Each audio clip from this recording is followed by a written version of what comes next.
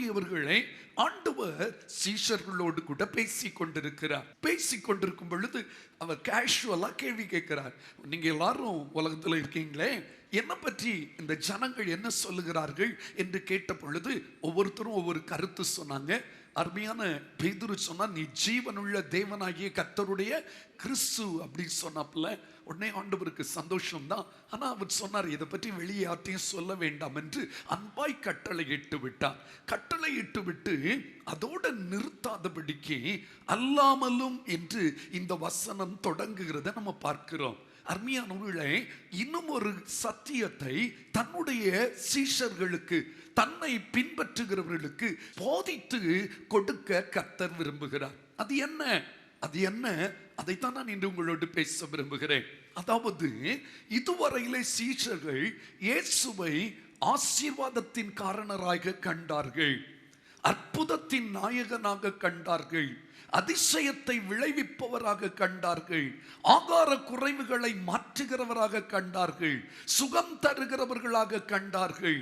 ஆக ஒரே மகிழ்ச்சி, இவ்வளவு வல்லமை உள்ள தேவனோடு நாம் வாழ்வது எவ்வளவு பெரிய பாக்கியம் என்று சொல்லி அவரோடு கூட இருக்கும் பொழுது அனைத்தும் ஆசீர்வாதமாகவே நடந்து கொண்டிருந்ததில்லை, ஒரு பெரிய பூரிப்போடு கூட காணப்பட்டார்கள். அப்பொழுது அந்த எண்ணத்தை கொஞ்சம் மாற்றுவதற்காக ஆண்டவர் அடுத்த சத்தியத்தை சொல்லுகிறார். என்ன சொல்லுகிறார்? சீஷர்களே, நீங்கள் நினைப்பது போல என்னை பின்பற்றும் பொழுது பூமிக்குரிய ஆசீர்வாதங்கள் எல்லாம் கிடைக்கும் என்பது மட்டும் சத்தியம் அல்ல. அதையும் தாண்டி கிறிஸ்தவ வாழ்க்கை என்பது பாடுகளும் பாதிப்புகளும் நஷ்டங்களும் கஷ்டங்களும் நிறைந்த ஒரு வாழ்க்கை என்பதை அவர்களுக்கு போதிக்க தொடங்கினார். இன்றைய கிறிஸ்தவர்கள் கூட இயேசுவை ஏதோ ஒரு ஆசீர்வாதத்தின் ஊற்றாக மட்டுமே கண்டு கொண்டிருக்கிறார்கள். அது தவறு. அவர் ஆசீர்வாதத்தின் ஊற்று என்பதை மறுக்கவில்லை. அதே நேரத்தில் அவர் நடத்துகிற பாதை எப்பொழுதும் சந்தோஷத்திற்கு அடுத்ததாய் இருக்கும் என்று எண்ண முடியாது. கடினமான பாதைகள். ஆண்டவர் தன்னை பற்றியே சொல்லுகிறார். என்ன சொல்லுகிறார்? மனுஷகுமாரன் பல பாடுகள் பட்டு மூப்பராலும் பிரதான ஆசாரியராலும் வேத பாரகராலும் ஆகாதவன் என்று தள்ளப்பட்டு கொல்லப்பட்டு 3 நாளைக்கு பின்பு உயிர்த்தெழுந்திருக்க வேண்டியது என்று அவர்களுக்கு என்ன போதனை சொல்றார் பாருங்க. ஆண்டவர் இங்க என்ன போதிக்கிறார்? நீங்க நினைக்கிறது போல இல்லைங்க. எனக்கு ஆண்டவராகிய தேவன் அடுத்த கட்டத்தில் என்னை நடத்த போகிற வழி என்ன? பாடுகள், தள்ளப்படுதல், கொல்லப்படுதல். 3 பட்டு இருக்குது பாருங்க. பாடுபட்டு, தள்ளப்பட்டு, கொல்லப்பட்டு. பட்டு பிடிக்கும், ஆனா தள்ளப்படுதலும் பிடிக்காது, கொல்லப்படுதலும் பிடிக்காது, பாடுபடுதலும் கிறிஸ்தவர்களுக்கு பிடிப்பது இல்லை. ஆனால் பரலோக பாதை என்பது பஞ்சமத்தையிலே நடக்கிற ஒரு நல்ல சமாதானமான பாதை என்று எண்ணாதிருங்கள். கற்கள், முள்ளுகள், கரடு முரடுகள் நிறைந்த ஒரு கடின பாதை என்பதைத்தான் ஆண்டவர் இந்த இடத்துல போதிக்கிறார். இன்றைக்கு இந்த போதனையை திருச்சபை மறந்து விட்டது. கிறிஸ்தவம் அதை போதிப்பதற்கும் தயக்கம் காட்டுகிறது. ஆனால் சத்தியம் இதுதானே. அதை புரிந்த பிற்பாடு அதை நான் மறைத்து வைக்க முடியாது. அன்புக்குரியவர்களே, இப்படி போதிக்க தொடங்கின உடனே அங்கே ஒரு நல்ல ஒரு சீஷன் இருக்கிறார் பாருங்கள். இந்த வார்த்தையை அவர் எப்படி சொன்னாரா? தயங்கி தயங்கி சொல்லவில்லை. ஐயோ, எனக்கு பாடுகள் வரப்போகிறது, என்னை எல்லாரும் தள்ளி விடுவார்கள், என்னை கொல்ல போகிறார்கள் என்பதை பயத்தோடு, அவங்க தயக்கத்தோடு சொல்லவில்லை. ஆண்டவர் எப்படி சொன்னார்? தாராளமா சொன்னார். அவைகளை ஏற்றுக்கொள்வதற்கு ஆயத்தத்தோடு சொன்னார். அப்பொழுது பேதுரு அவரை தனியே அழைத்து கொண்டு போய் அவரை கடிந்து கொள்ள தொடங்கினான். என்ன செய்ய தொடங்கினான்? என்ன சொன்னான் பாருங்க. அடுத்த வசனத்தை பார்க்கும்போது எப்படி கடிந்து கொள்ள தொடங்கினான்? முந்தைய மத்தேயுல, லூக்காவுல நீங்க பார்ப்பீர்கள். ஆனால் என்ன கடிந்து கொள்கிறான்? ஆண்டவரே, உமக்கு இவைகள் எல்லாம் என்ன செய்யக்கூடாது? நேரிடக்கூடாது. இப்படி ஒரு பாதையெல்லாம் உமக்கு கிடையாது. ஏனென்றால் அவனுடைய எண்ணத்தில் இருந்த சிந்தை என்ன? கிறிஸ்தவம் என்பது எப்பொழுதும் ஆசீர்வாதத்தையே அள்ளித்தரக்கூடிய ஒரு வழி என்று அந்த மனிதன் நினைத்து கொண்டிருந்தான். ஆனால் ஆண்டவர் அதற்கு அடுத்த ஸ்டெப்பை சொன்னார். வளர்ச்சி நிலையை கொண்டு காட்டின பொழுது அவனால் அதை ஏற்றுக்கொள்ள முடியவில்லை. அப்பொழுது அவர் திரும்பி தம்முடைய சீஷரை பார்த்து பேதுருவை நோக்கி, எனக்கு பின்னாக போ சாத்தானே. அப்படின்னா நமக்கு ஒரு பக்கம் அவன் நினைத்தது இதை சொன்ன உடனே ஆண்டவருக்கு சந்தோஷமாய் இருக்கும் என்று. ஆனால் ஆண்டவருக்கு அது பிடிக்கவில்லை. ஏனென்றால் பிதாவின் சித்தத்துக்கு இவன் யாராய் நிற்கிறான்? முட்டுக்கட்டையாய் நிற்கிறான். இன்றைய அநேக செய்திகள் கூட அப்படித்தான் இருக்கிறது. கஷ்டமே இல்லை, ஆசீர்வாதம் தான், அற்புதம் தான், நன்மை தான், மகிழ்ச்சி தான், மென்மை தான், எப்போதும் சுகம்தான் என்று சொல்லுகிற ஒரு செய்தியை இப்பொழுது எல்லா இடங்களிலும் பரவலாய் நாம் கேட்டுக்கொண்டிருக்கிறோம். ஆனால் ஆண்டவர் அதை மட்டும் பேசவில்லை. கிறிஸ்தவ வாழ்க்கையிலே கிரீடத்தை பெற்றுக்கொள்வதற்கு தேவன் வைத்திருக்கிற பாதை சிலுவை பாதை. சிலுவை இல்லாமல் சிங்காசனம் இல்லை. ஆண்டவர் சொன்னார், எனக்கு பின்னாக போ சாத்தானே. இயேசு ரெண்டாவது இங்க சாத்தான் சொல்றார். இதுக்கு முன்னால சோதனைக்காரன் வந்து அவரை சோதித்த பொழுது அவனை பார்த்து சொன்னார், அப்பாலே போ. இப்ப அடுத்தது சொல்றார், சீஷனை பார்த்து சொல்றார். சீஷனை பார்த்து இல்ல, அவனுக்குள்ளே சிந்தையிலே விதைத்த அந்த சாத்தானை பார்த்து சொல்லுகிறார், அப்பாலே போ சாத்தானே. ஏன் நீ தேவனுக்கு ஏற்றவைகளை சிந்தியாமல் மனுஷருக்கு ஏற்றவைகளை சிந்திக்கிறாய் என்று சொல்லி அவனை என்ன செய்தாராம்?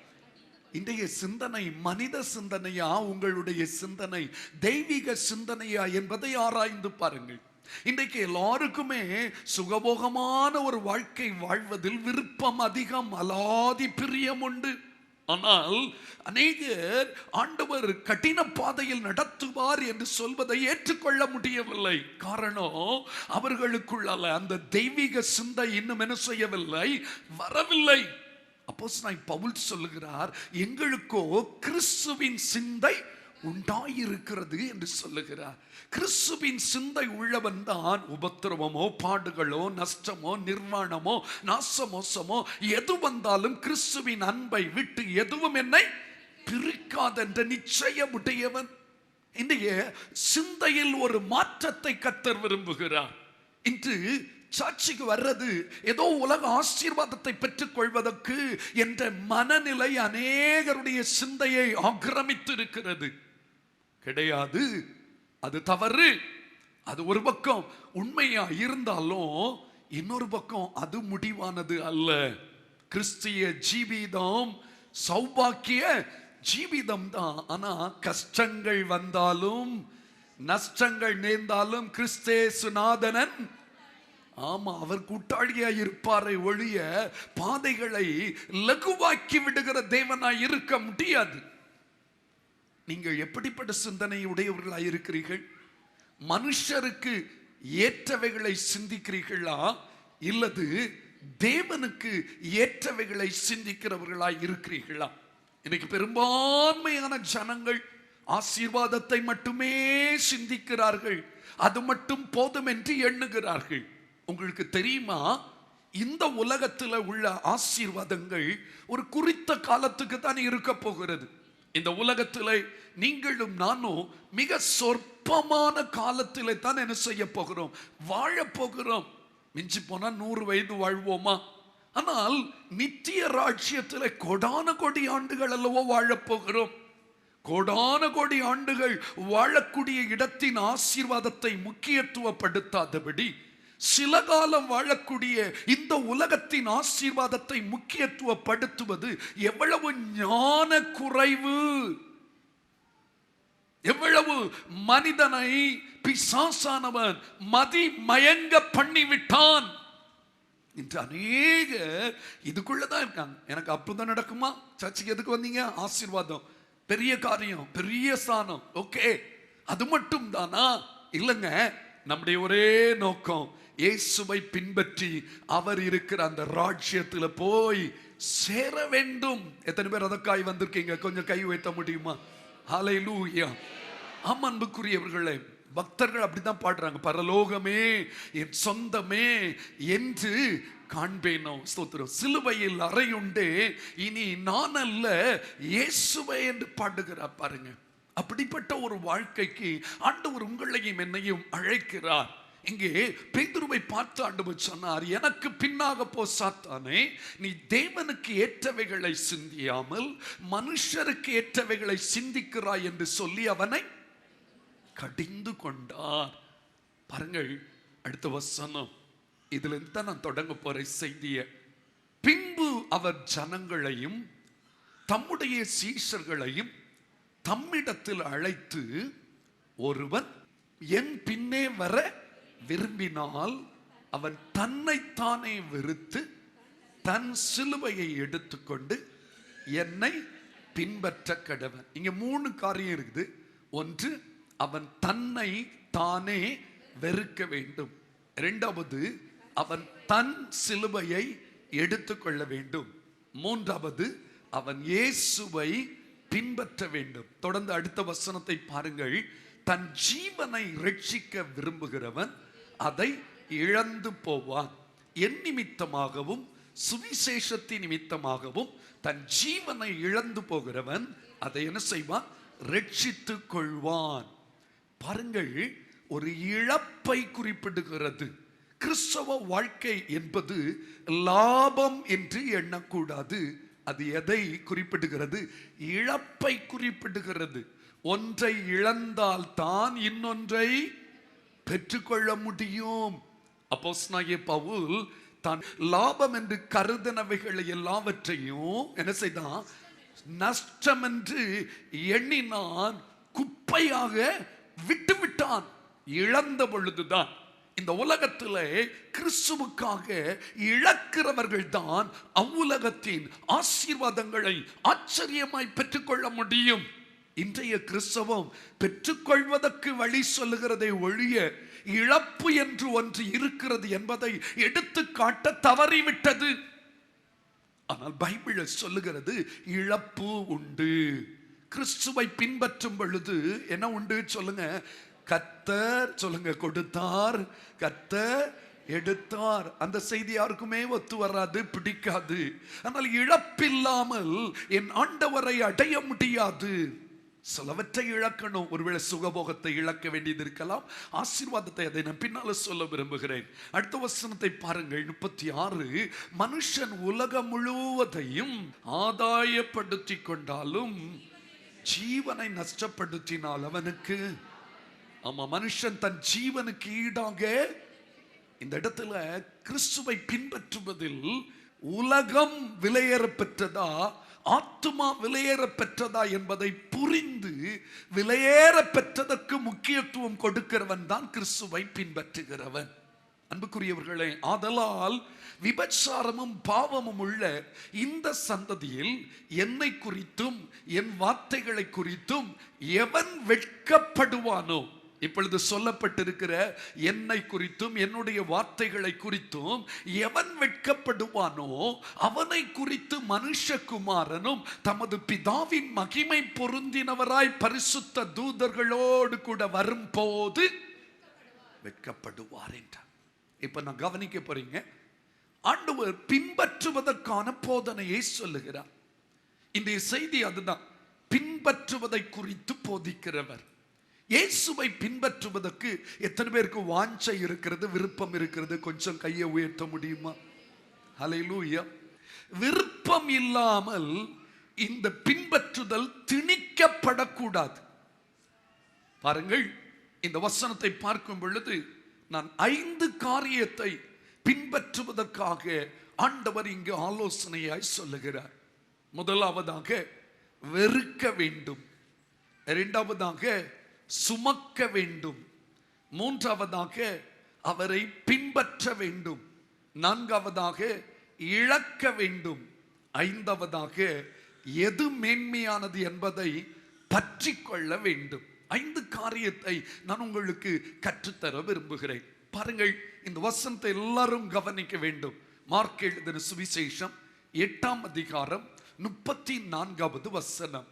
பின்பு அவர் ஜனங்களையும் தம்முடைய சீஷர்களையும் தம்மிடத்தில் அழைத்து, ஒருவன் எல்லாரும் சேர்ந்து வாசிங்க. ஒருவன் என் பின்னே வர விரும்பினால். ஸ்தோத்திரம். இது கண்டிப்பாகவோ இல்லது வற்புறுத்தலினாலோ வரக்கூடியதா இருக்கக்கூடாது. இருதயத்தின் ஆழத்திலிருந்து ஒரு மனிதனுக்குள்ள ஒரு எண்ணம் வரணும். நான் இயேசுவை பின்பற்றுவேன். கரங்களை உயர்த்தி சொல்லுங்க. நான் யாரை பின்பற்றுவேன்? எத்தனை பேர் விரும்புறீங்க? கொஞ்சம் கையை உயர்த்த முடியுமா? ஹல்லேலூயா, ஹல்லேலூயா. இயேசுவை ஒரு மனிதன் பின்பற்றி வர விரும்பினால் அவன் முதலாவது, அங்க ஆங்கிலத்தில் சொல்லப்பட்டிருக்கு பாருங்க. Jesus called the crowd together with his disciples and said to them, if anyone wishes to follow me, அதாவது follow me, என்னை பின்பற்றி வர்றதுக்கு விருப்பம்னு சொல்லப்பட்டிருக்கிறதுல பிராக்கெட்ல இப்படி போடு, as my disciple, என்னுடைய சீஷனாக பின்பற்றி வர விரும்பினான். அவரை பின்பற்றுகிறவர்கள் யாராய் மாற முடியும்? சீஷராக மாற முடியும். ஸ்தோத்திரம். Disciple, he must deny himself. தன்னை அவன் என்ன செய்யணும்? வெறுக்கணும். அப்படின்னா என்ன அர்த்தம்? set aside selfish interest. சுயத்துல இருக்கிற விருப்பங்களுக்கும் ஆசைகளுக்கும் இச்சைகளுக்கும் நோ சொல்லணும். பரத்தில் இருந்து வருகிற சித்தத்துக்கு எஸ் சொல்றவன் தான் இயேசுவை பின்பற்றுகிற மனிதன். அன்பானவர்களே, மனிதனாய் பிறக்கிற ஒவ்வொருவருக்கும் ஆசைகளும் விருப்பங்களும் வந்து கொண்டே தான் இருக்கும். சாக போகிற அந்த வினாடி வரையில எல்லாருக்கும் விருப்பங்களும் ஆசைகளும் வரும். ஆனால் நம்முடைய மாம்சீக விருப்பத்துக்கு விடை கொடுத்து விட்டு தேவ சித்தத்திற்கு சந்தோஷமாய் முகமலர்ச்சியோடு தன்னுடைய வாழ்க்கையை ஒப்பு கொடுப்பது தான் சுய வெறுப்பு. இன்னைக்கு பாருங்க, கிறிஸ்தவர்களாகிய நாம எதை வெறுத்தோம்? ஒருவன் என்னை பின்பற்றி வர விரும்பினால் முதலாவது என்ன செய்யணும்? சத்தமா சொல்லுங்க. அப்படின்னு என்ன அர்த்தம்? சுயத்தை என்ன செய்ய வேணும்? வெறுக்க வேண்டும்.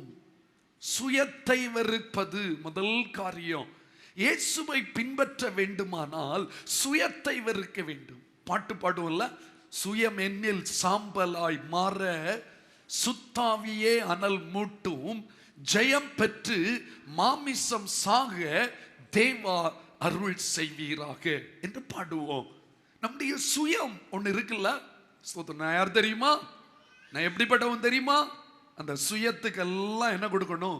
விடை கொடுக்கணும், வெறுக்கணும். சுய விருப்பம் நிறைய இருக்குது. அப்படி இருக்கணும், இப்படி இருக்கணும். இன்னைக்கு பாருங்க, நிறைய பேர் அந்த ஸ்தோத்திரம் முகத்தை மாற்றுவதற்கு ரொம்ப பிரயாசப்படுறாங்க. எதை மாற்றுவதற்கு சொல்லுங்க? கொஞ்சம் கூட சத்தமா சொல்லுங்க. எதை? கலரை மாற்றுறதுக்கு ரொம்ப பிரயாசப்படுறாங்க. அதுக்கு மேல ஒரு ஆசை, ட்ரெஸ்ஸிங்க்கு ரொம்ப இன்ட்ரெஸ்ட், என்னென்னமோ விருப்பங்கள், மனதுக்குள்ள எண்ணங்கள் வந்துட்டே தான் இருக்கும். அலை போல அலை அலையா வந்துட்டே இருக்கும்.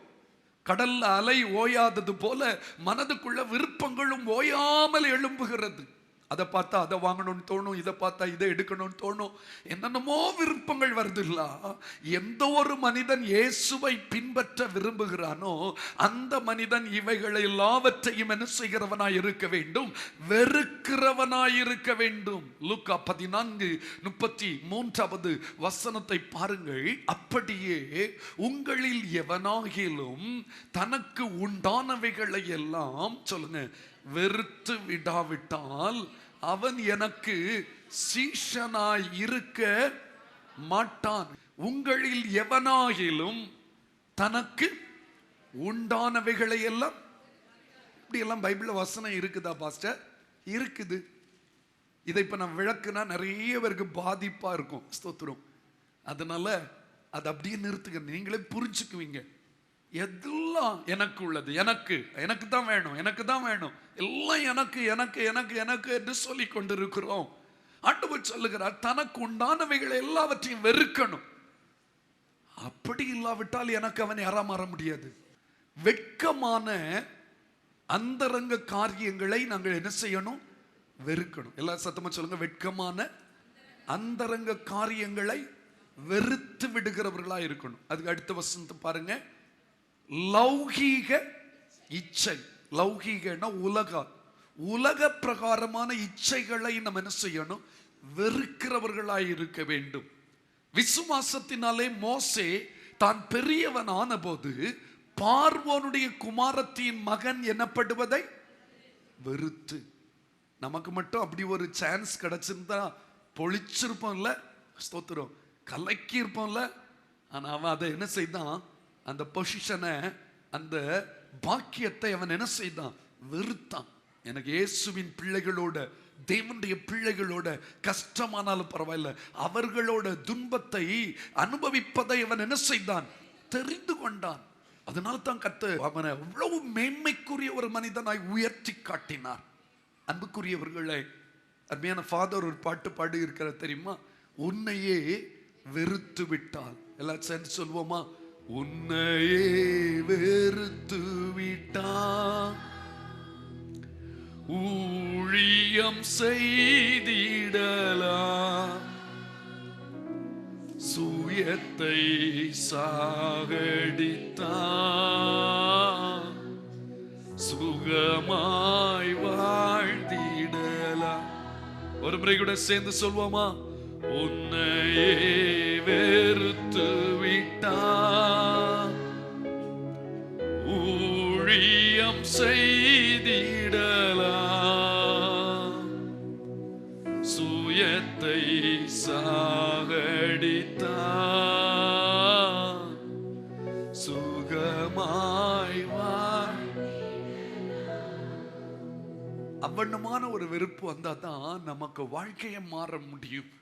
இன்று கிறிஸ்தவர்களாகி நாம், இயேசுவை பின்பற்றுகிறவர்களாகி நாம் அப்படிப்பட்ட வெறுப்போடு, தேவனுக்கு அடுத்த காரியங்களில் விருப்பத்தோடு நாம் காணப்படுகிறோமா? ஆனா நேர்மாற நடக்குது. உலகத்தின் காரியங்களுக்கும் சுயத்தில் எழும்புகிற ஆசை இச்சைகளுக்கும் ரொம்ப நம்ம இடம் கொடுக்கிறோம். ஆனா கர்த்தருக்கு அடுத்த காரியங்களை நாம் வெறுக்கிறோம்.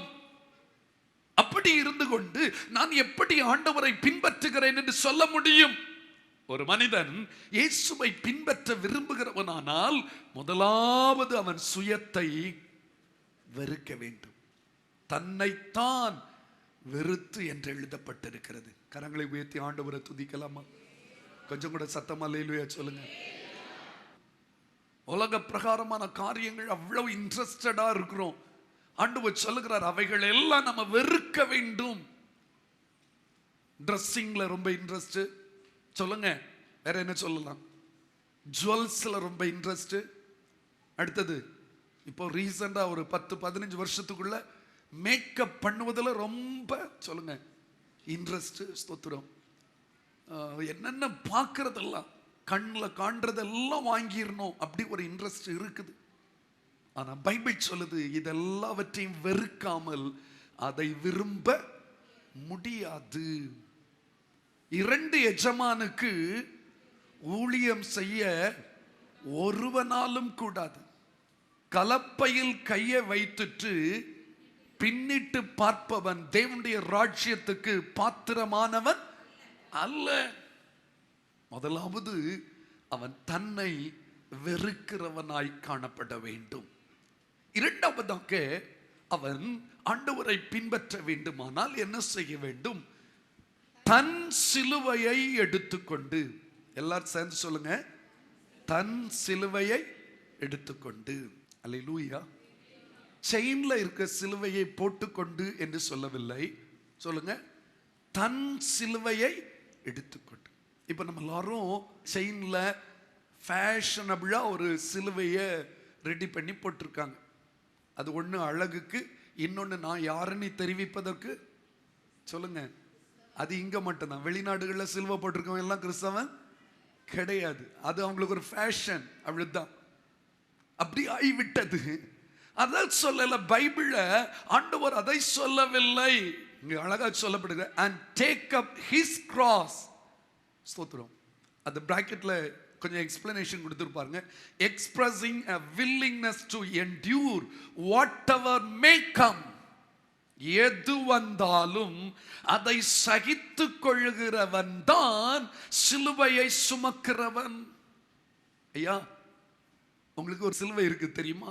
இயேசு சுமந்த சிலுவை இல்லை, இது ஒவ்வொரு தேவ பிள்ளைக்கும் தனித்தனியான சிலுவை. ஒரு நபருக்குரிய சிலுவையை போல அடுத்தவருக்கு இருப்பது இல்லை.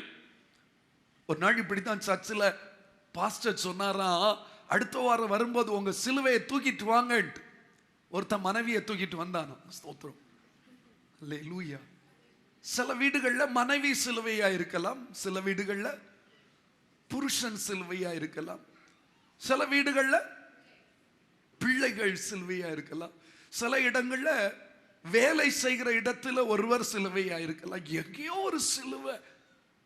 கிறிஸ்தவ வாழ்க்கை என்பது சிலுவையின் வாழ்க்கை தான். அல்லேலூயா. கை உயர்த்தி அல்லேலூயா சொல்லுங்க.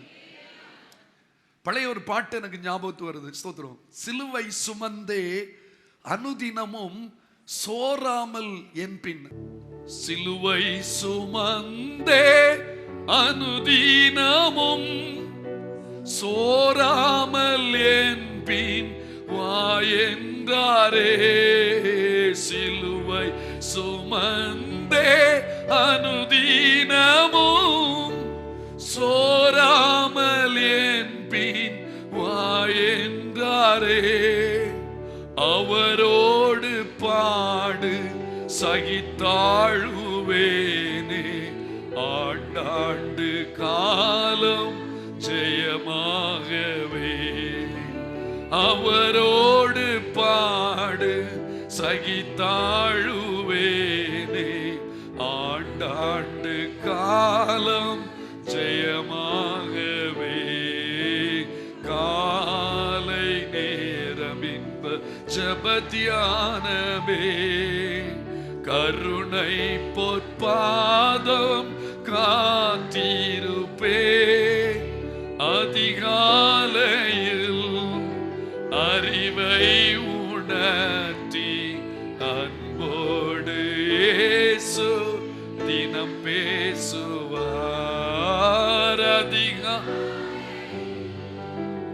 அறிவை உணர்த்தி அன்போடு இயேசு தினம் பேசுவார். காலை நேரம் இன்ப ஜபத்தியா. பழைய பாட்டை பார்த்தீங்களா? காலையில ஜோம் பண்ணும் போதே சிலுவைக்கு தன்னை ஆயத்தப்படுத்துகிறார்கள். சிலுவை சுமந்தே அனுதினமும் சோராமல் என் பின் வா என்றார. எப்ப பாடுறாங்க இது? அதிகாலை ஜெபத்துல. இப்ப ஒரு ஜெபத்திலே அந்த பாட்டை காணும். ஆண்டவர் சிலுவையை சுமக்காமல் சிந்தையில் மாற்றம் வருவது எங்கனம்? ஃபாதர் திரும்ப அந்த பாட்டுல அப்படி பாட, சிலுவை சுமப்பதனால் சிந்தையே மாறிவிடும், நீடிய பொறுமை வரும், நிரந்தர அமைதி வரும். அப்படி பாடுறார். சிலுவை இல்லாமல் சிங்காசனம் இல்லை. ஒவ்வொருத்தருக்கும் ஒரு சிலுவையை அனுமதித்திருக்கிறார் ஆண்டவர். அதை நீங்க சுமக்கிறீங்களா? எனக்கு தெரிஞ்சு போதும் கர்த்தாவே என் ஆத்துமாவை அப்படி சொல்றவங்க எல்லாம் சிலுவையை சுமக்க மனது இல்லாம தூக்கி போட முயற்சிக்கிறார். போதும், இனி இதுக்கு மேலாம் வாழ முடியாது, நம்ம எல்லாம் முடியாதுப்பா. இப்படி ஒரு குடும்பத்துல, இப்படி ஒரு புருஷன்ட்ட, இப்படி ஒரு பிள்ளைகிட்ட, இப்படி ஒரு மாமனாட்ட, இப்படி ஒரு மாமிகிட்ட எனக்கு பத்தாது. அவங்க சிலுவையை சுமக்க மனதற்றவர்கள், முடியாதுன்னு தூக்கி போட்டுருவாங்க.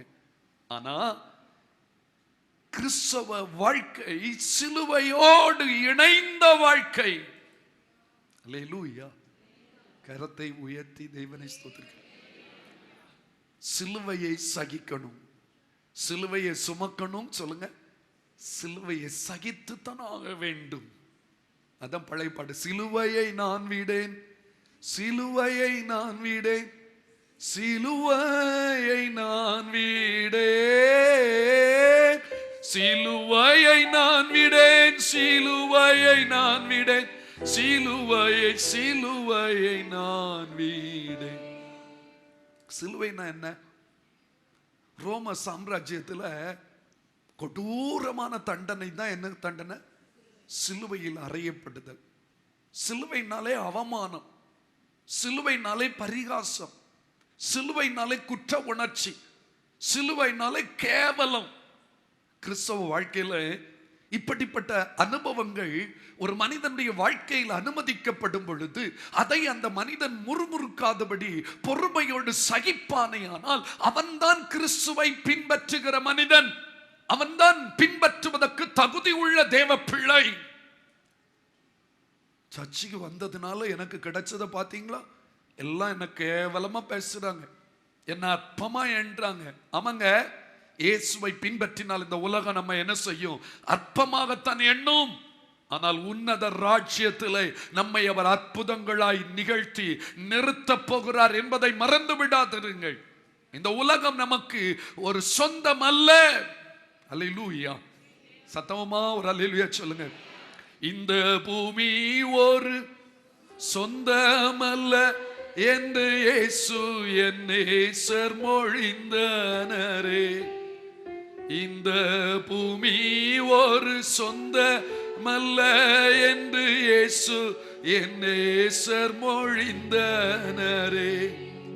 இக்கட்டு துன்பமும் இயேசுவின் தொண்டர்க்கு இங்கே பங்கா கிடைத்திடினும்.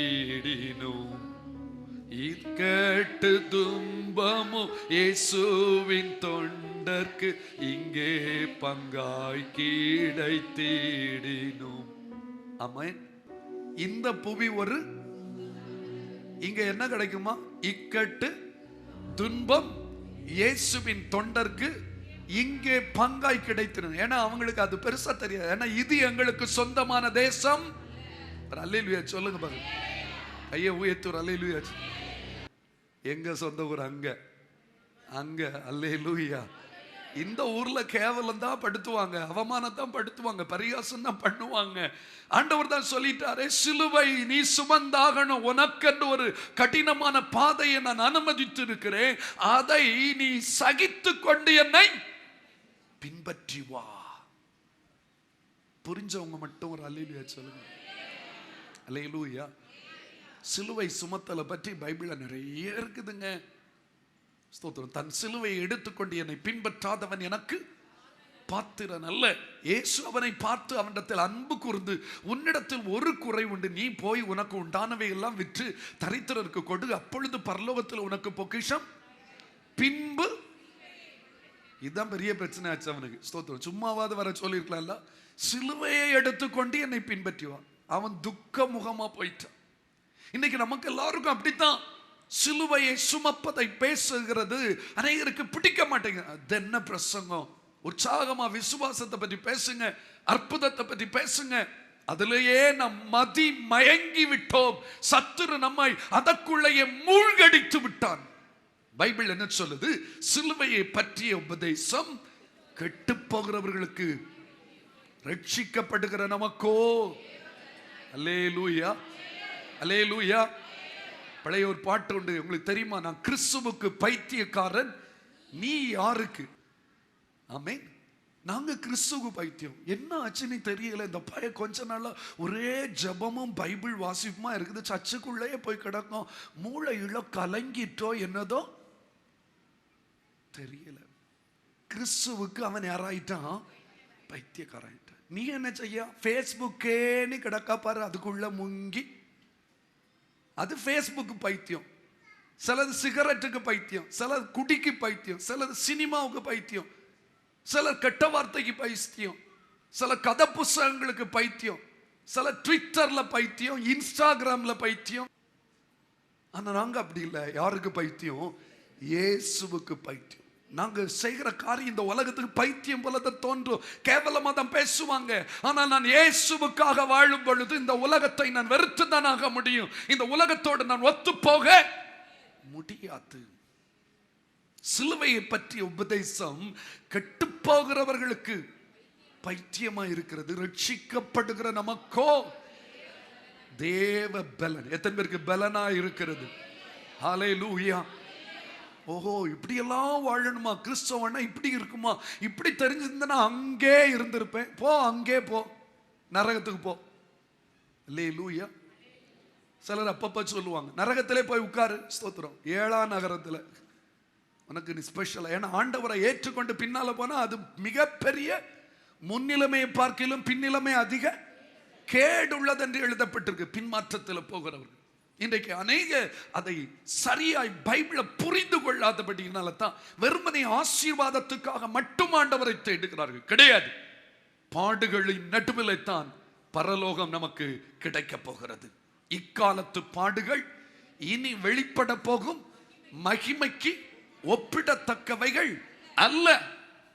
அன்புக்குரியவர்களே, அப்ப இரண்டாவதாக கிறிஸ்துவை பின்பற்ற வேண்டுமானால் அவனவனுக்கு தேவன் கொடுத்த சிலுவையை என்ன செய்ய வேண்டும்? சுமக்க வேண்டும். ஹல்லேலூயா. சிலருக்கு பாரமான சிலுவையா இருக்கலாம், சிலருக்கு லகுவான சிலுவையா இருக்கலாம்.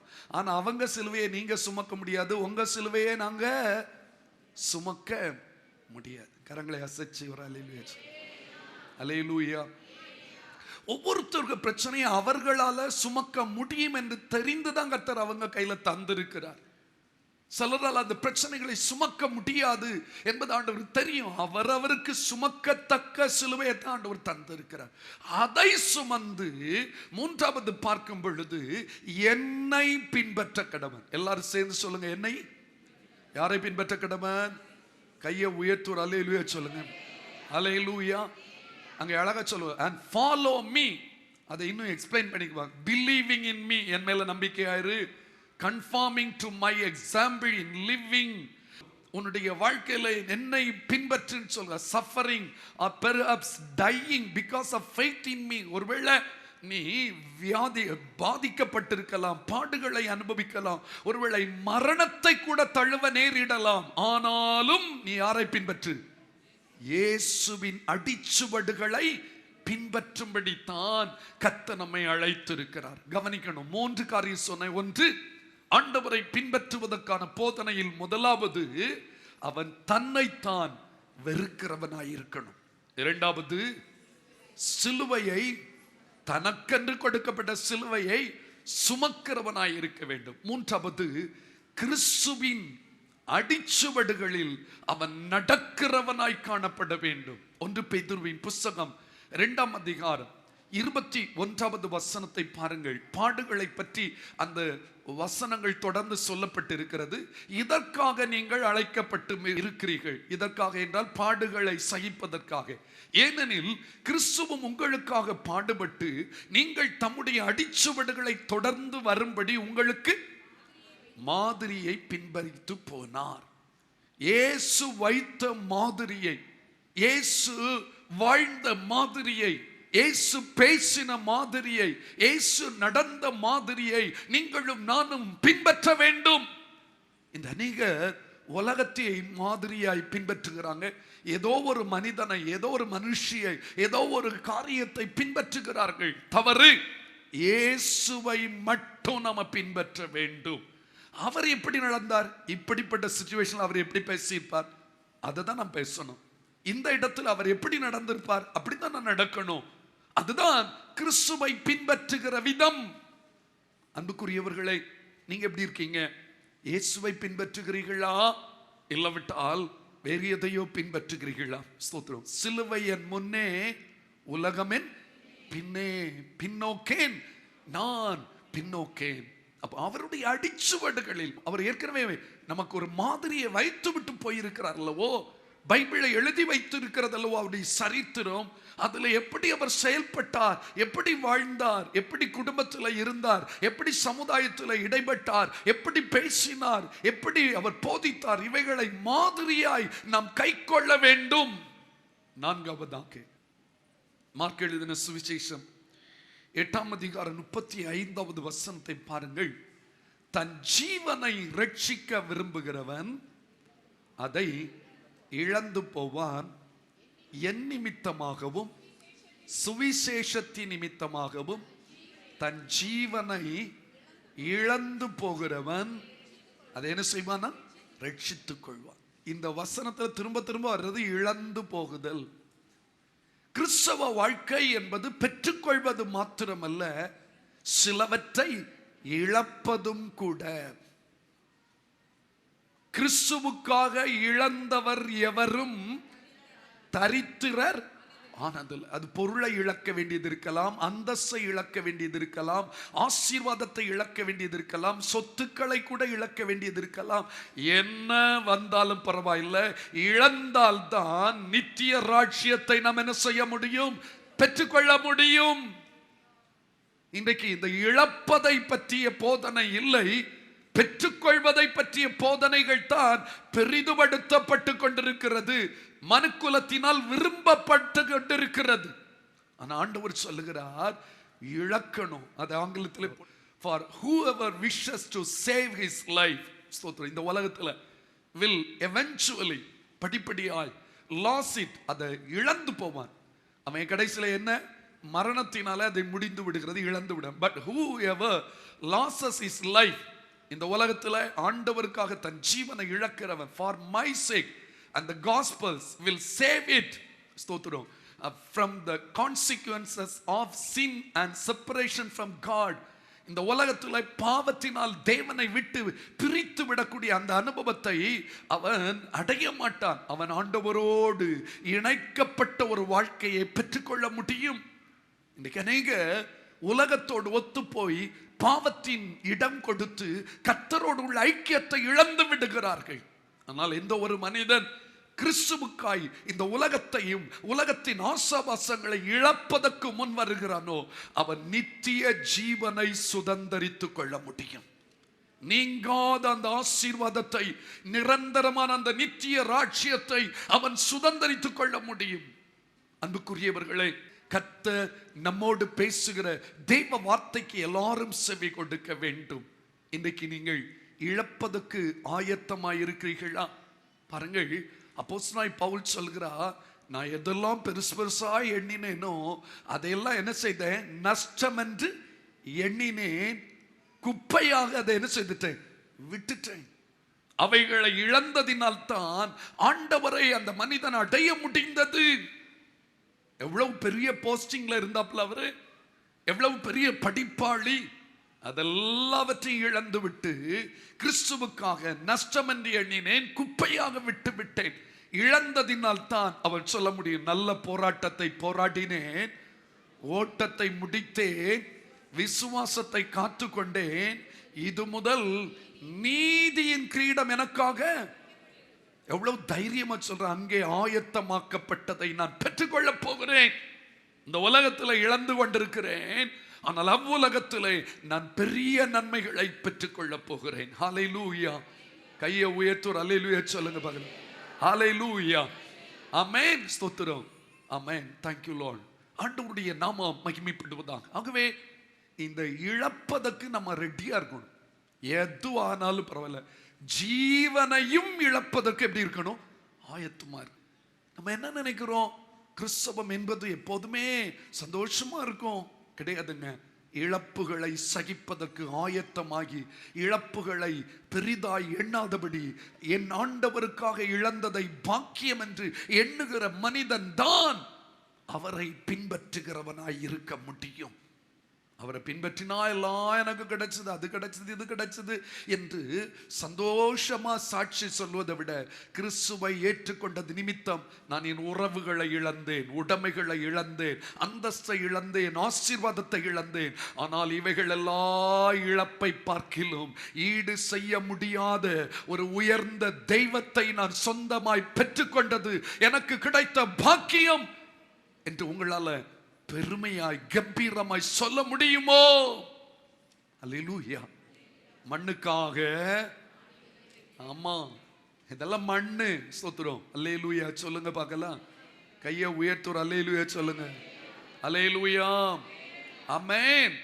ஆமென். ஆமா, கர்த்தர் உங்களை ஆசீர்வதிப்பாராக. எதுக்கு சொல்ல வர்றேன்? 4 காரியம் சொல்றேன். ஒண்ணு சொல்லுங்க, சத்தமா சொல்லுங்க.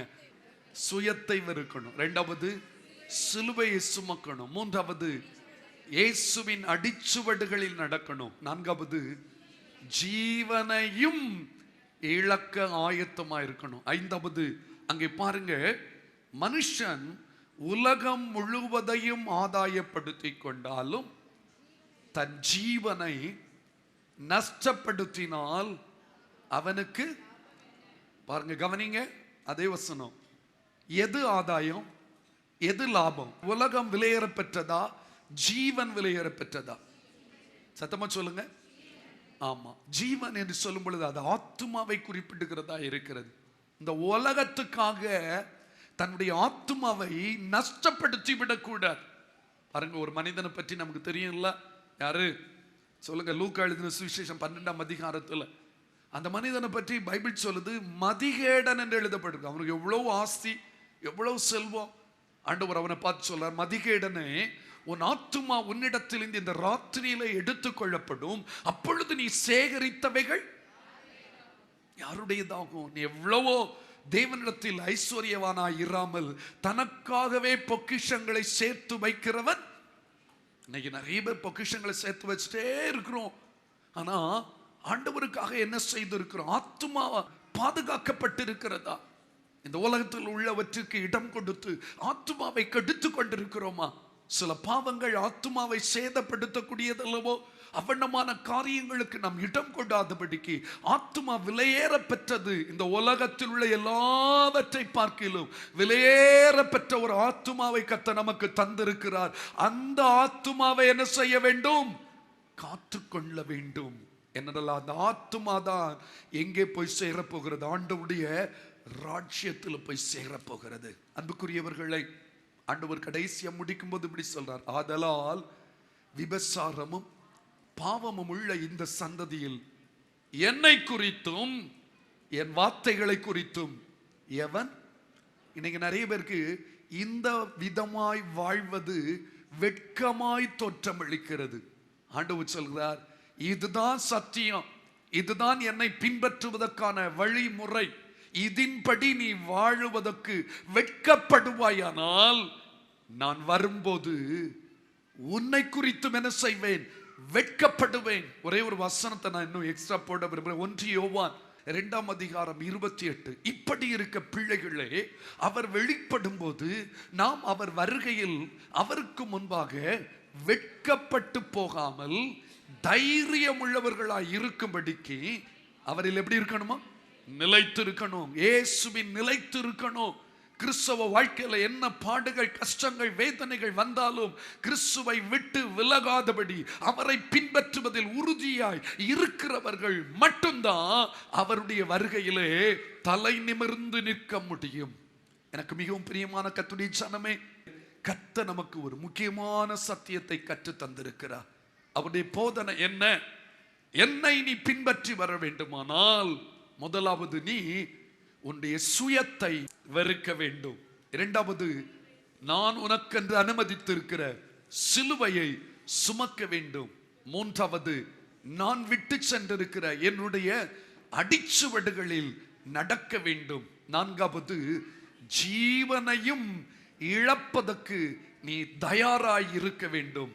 ஐந்தாவது, உலக எல்லாவற்றையும் ஆதாயப்படுத்துவதை விட உன் ஆத்துமாவை நீ காத்துக் கொள்வதுதான் லாபமானது, விலையேறப்பெற்றது என்பதை உணர்ந்து ஆத்துமாவை காத்துக் கொள்வதற்கு அதிக கவனமும் கரிசனையும் ஜாக்கிரதை உள்ளவருமாய் உன் பரிசுத்த ஜீவியத்தை பாதுகாத்துக் கொள்ள வேண்டும். அப்படியானால் என்னுடைய வருகையிலே நான் உன்னை குறித்து சந்தோஷப்படுவேன், உன்னை குறித்து மகிழ்ச்சி அடைவேன் என்று கர்த்தர் உரைக்கிறார். அன்புக்குரியவர்களே, இந்த நாளின் போதனையை புரிந்து கொண்டிருப்பீர்கள் என்று விசுவாசிக்கிறேன். தெளிந்த நீரோடை போல அவைகளை தெளிவுபட்ட பிற்பாடு இதை இனி படிக்கிறவர்களாய் மாத்திரமல்ல, இதன்படி உங்கள் வாழ்க்கையை அமைக்கிறவர்களாய், நடத்துகிறவர்களாய், நடைமுறைப்படுத்துகிறவர்களாய் காணப்படுவீர்களே. ஆனால் நம்முடைய ராஜா மறுபடி வரும் பொழுது நாம் அவரோடு கூட பறந்து செல்ல முடியும். யுகாயுகமாய் அந்த நித்திய ராஜ்யத்திலே இயேசுவோடு கூட வாழ முடியும் என்று உங்களை வாழ்த்துகிறேன். கர்த்தர் தாமே இந்த வார்த்தைகளினால் உங்களை ஆசீர்வதிப்பாராக. இருக்கிற இடங்களில் நம்ம எல்லாரும் அப்படியே எழும்ப போகிறோம். Thank you Jesus. கிறிஸ்துவை பின்பற்றுவதற்கென்று தெரிந்து கொள்ளப்பட்ட, பிரித்தெடுக்கப்பட்ட தேவ ஜனமாகிய நாம் அவரை பின்பற்றுகிற நியதிகளில சரியாய் வழி நடக்கிறோமா? ஆராய்ந்து பாருங்க. சொல்லுகிறோம் நான் கிறிஸ்துவை பின்பற்றுகிறேன் என்று சுயத்தை வெறுத்து விட்டோமா? இரண்டாவதாக சிலுவையை சுமக்கிறவர்களாய் நாம் காணப்படுகிறோமா? மூன்றாவதாக அவருடைய அடிச்சுவடுகளை பின்பற்றுகிறவர்களாய் நாம் காணப்படுகிறோமா? நான்காவதாக கிறிஸ்துவுக்காக இந்த உலகத்தில் உள்ள எல்லாவற்றையும் விட ஜீவனையும் இழப்பதற்கு நாம் ஆயத்தமாய் இருப்போமா? இழப்பதுதான் கிறிஸ்தவம்.